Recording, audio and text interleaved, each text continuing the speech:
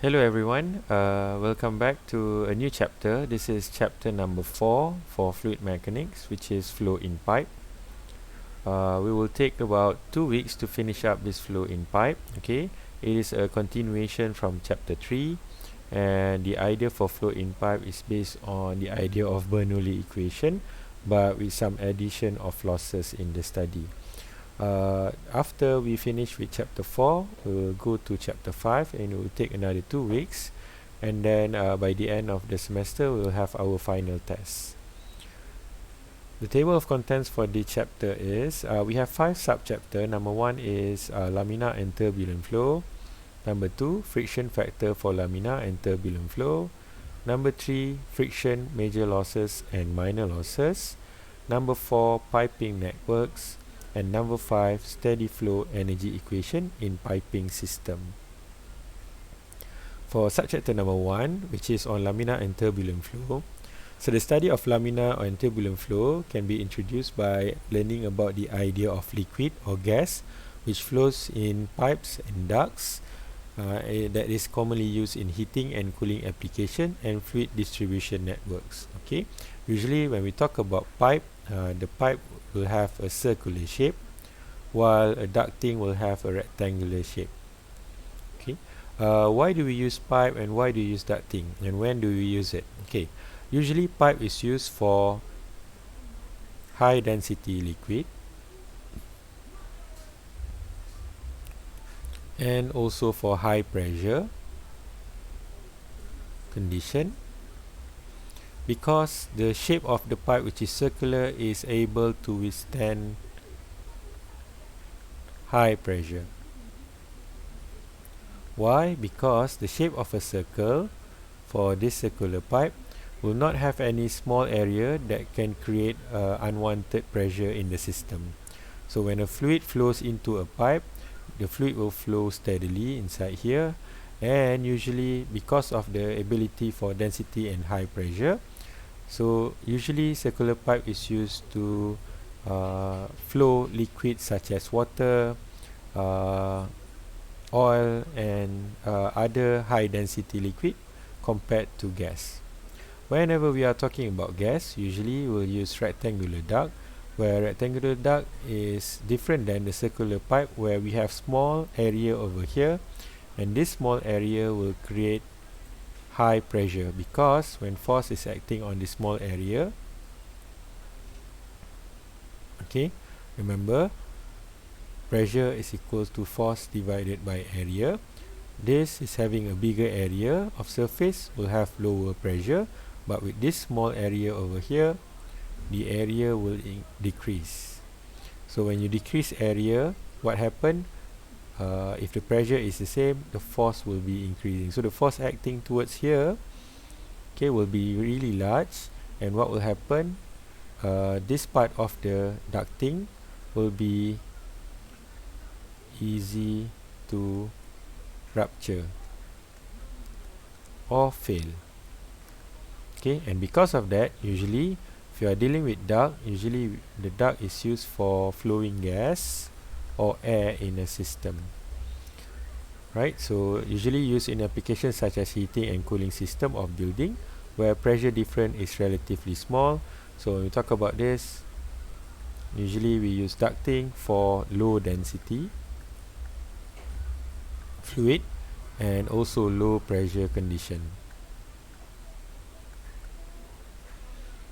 Right, so the fluid in such application is usually force. Okay, normally for the flow of liquid to move from one point to the other, it is usually force. Okay, and fan or pump over here is an example of force flow, and fan or pump over here is used in order to flow the liquid from one point to the other. Right, we pay particular attention to friction, which is directly related to the pressure drop and heat loss during flow through pipes and ducts. Okay, before this, in chapter 3, we never talk about friction because in the study of Bernoulli equation in chapter 3, we assume that we don't have friction in the study. Why? Because these are some of the things that we assume at the beginning of the study, where friction effect is not affecting the flow of liquid inside the piping system. Alright. However, in this chapter, friction is a big study that we have to go for in order for us to learn about pressure drop, which is delta P, or head loss, which is HL over here, that happens through pipes and ducting. The pressure drop is then used to determine the pumping power requirement. Okay, further information on circular pipe can withstand large pressure differences between the inside and the outside without undergoing any significant distortion. But non-circular pipes cannot. So as I said just now, non-circular pipe or rectangular duct over here is easy to rupture or fail. The idea of laminar and turbulent is a simple idea where we have two different conditions for a fluid flow. One is called laminar, another one is called turbulent. So if you have been around smokers, you notice that cigarette smoke rises in a smooth plum over here for the first few centimeters and start fluctuating randomly in all directions as it continues to rise. So this is the regime of laminar and turbulent flow. Okay, we usually call laminar and turbulent flow as regime or condition of flow. Right, either call it as regime or condition, laminar and turbulent. Okay, if you want to differentiate between laminar and turbulent, usually laminar and turbulent can be differentiated by having this information, which is number one, turbulent flow is usually happen to low viscosity and high velocity flow. Okay, however for laminar it is more for high viscosity and low velocity flow.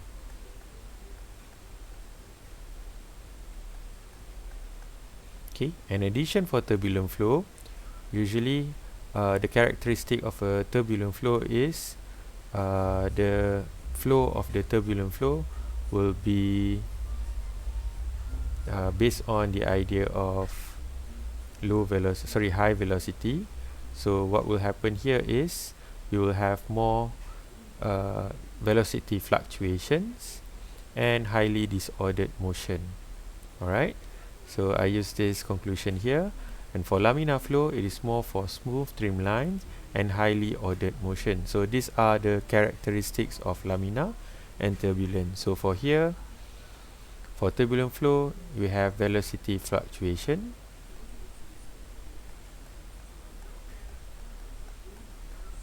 Okay, and then we have highly disordered flow.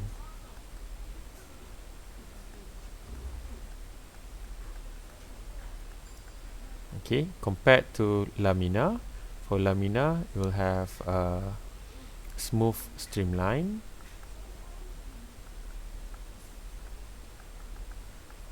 and also highly ordered flow.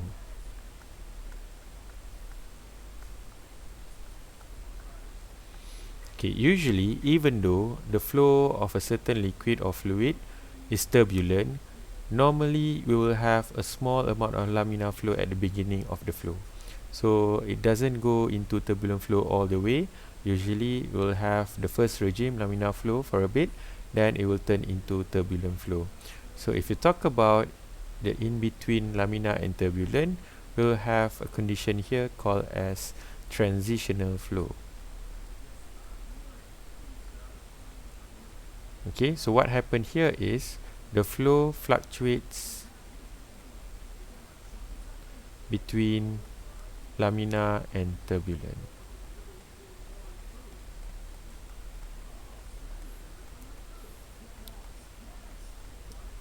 Okay, so that's the idea of transitional flow. So if you can see from here, this is another example of how we can see the idea of laminar and turbulent. For example, this is liquid moving inside a pipe. Okay, usually we have a transparent pipe and we inject some dye here to see the flow of the liquid. Okay, So if the average flow is low velocity, usually the liquid will produce a laminar flow. Okay. However, if the velocity over here is higher, okay, what will happen at the beginning of the study? This will be in a laminar condition, and then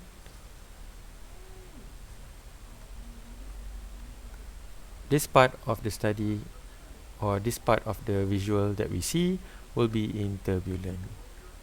As I said to you before, we may have some part of lamina over here before it turns into turbulent. This regime over here in between is what we call as transitional.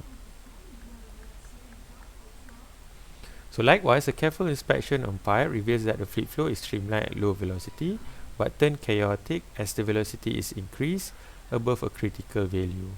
So we can verify the existence of this lamina, transitional and turbulent flow regime by injecting some dye streaks into the flow in a glass pipe. Okay. Right, so as a conclusion of the idea of lamina and turbulent, okay, so lamina is characterized by having smooth streamline and highly ordered motion. However, for turbulent, it is classified as velocity fluctuations and highly disordered motion. If you are talking about transitional flow, the flow fluctuates between lamina and turbulent flow. So most flows encountered in practice are usually turbulent.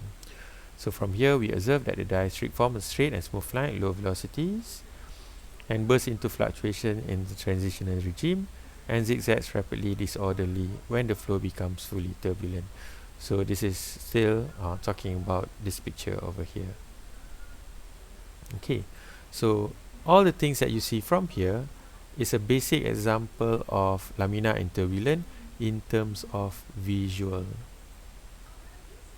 Okay, so what you see over here is based on visualization through an experiment. However, there is a way for us to understand or to calculate whether the system is having a laminar or turbulent flow, which is by using an equation called the Reynolds number. Okay, so the transition from laminar to turbulent depends on geometry, surface roughness, flow velocity, surface temperature, and type of fluid. Okay, in 1880s, Osborne Reynolds, the reason why the name of the number is Reynolds number, discovered that the flow regime depends mainly on the ratio of inertial forces to viscous forces. Okay, and this ratio is called Reynolds number. Again, because the name over here is Osborne Reynolds, so the name of the number is called Reynolds number. So the equation for Reynolds number is between inertial forces divided by viscous forces. Right? So what we have here, V over here is the average velocity in our pipe. Okay. And then D over here is called, let me check on this, hydraulic diameter.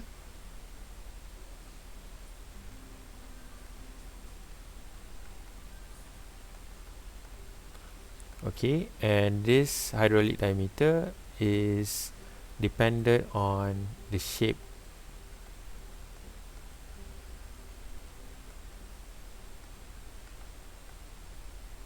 of the pipe.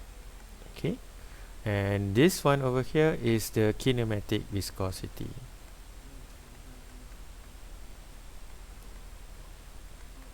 Right, so the unit for velocity should be meter per second. Kinematic viscosity should be equal to meter square per second, and the unit for hydraulic diameter should be in meter.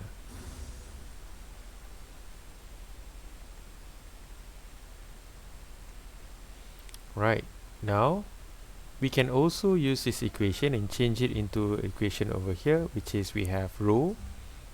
Okay, this is the fluid density. So the unit of rho is kg per meter cube. Right, D is the same, V average is the same, and here it is the dynamic viscosity.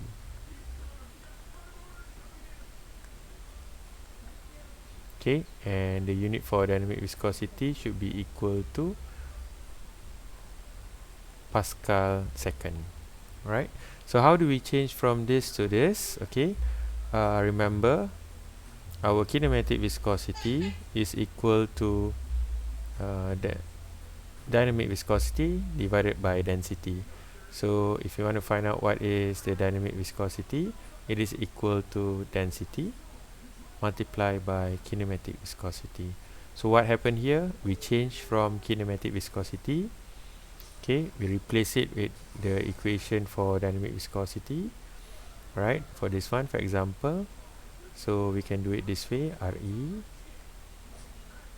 V d over kinematic viscosity equals to V d over mu divided by rho, because we are using this and changing from kinematic to dynamic. So the rho goes up here, so the equation become rho Vd over mu. Right, so because this is a ratio, remember Reynolds number should not have any unit, because the ratio of forces over here, Newton and Newton, are cancelled out. So Re is considered to be 9-dimensional.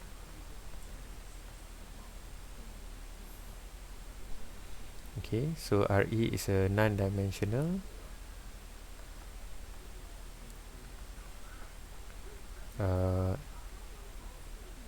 ratio, so we don't have no unit for the number.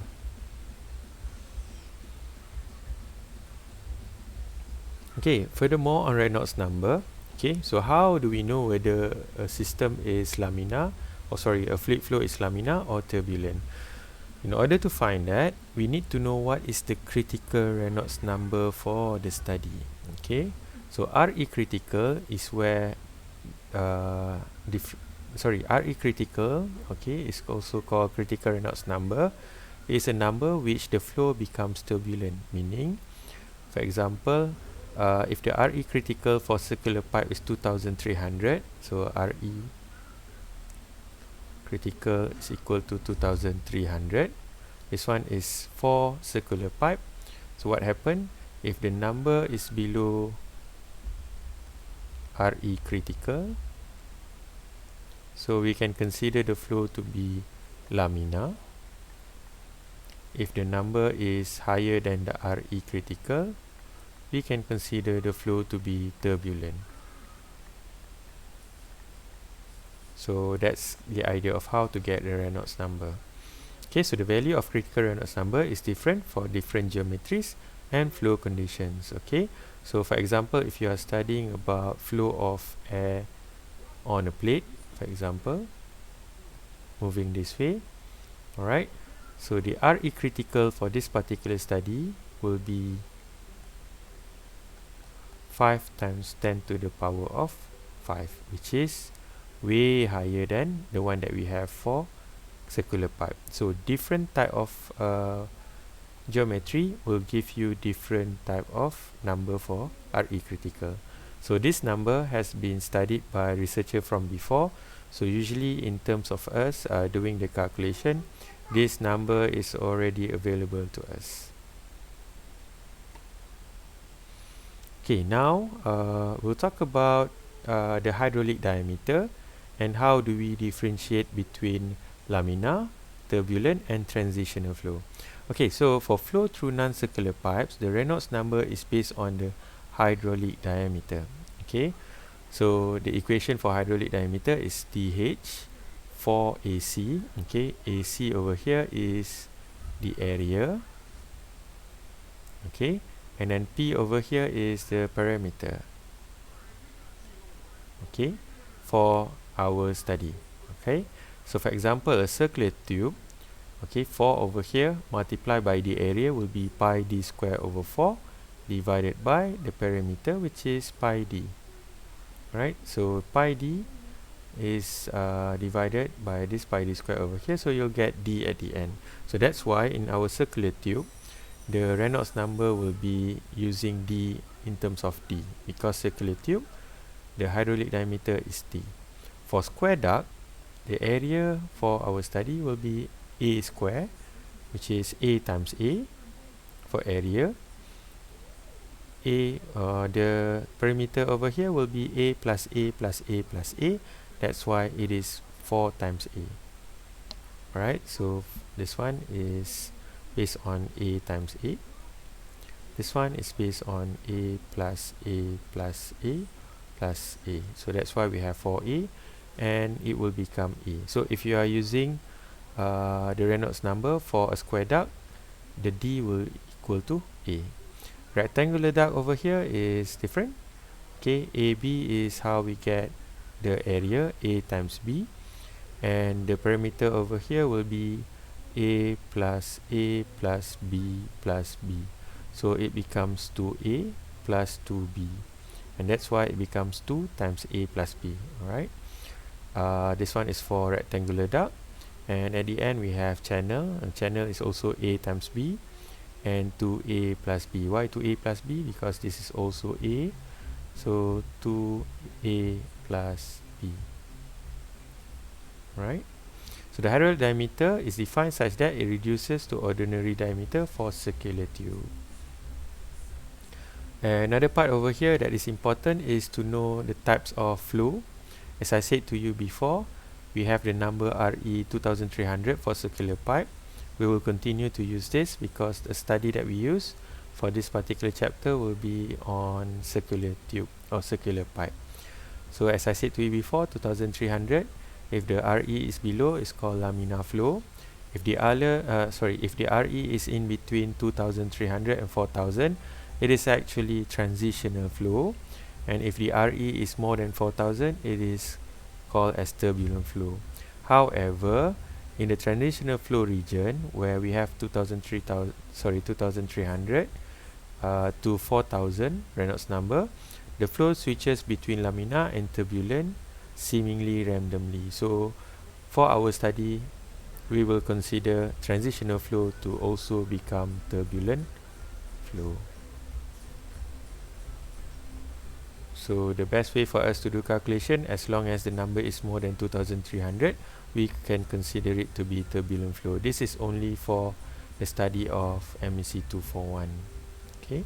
However, in our daily life, transitional flow is a flow that we need to study on its own. Okay. But for the purpose of study and understanding flow in pipe, we consider it to be turbulent. That will be covering all the ideas about turbulent laminar flow and how to calculate it and how to see it in visual form. Okay, so we'll continue on the losses inside the pipe in the next video.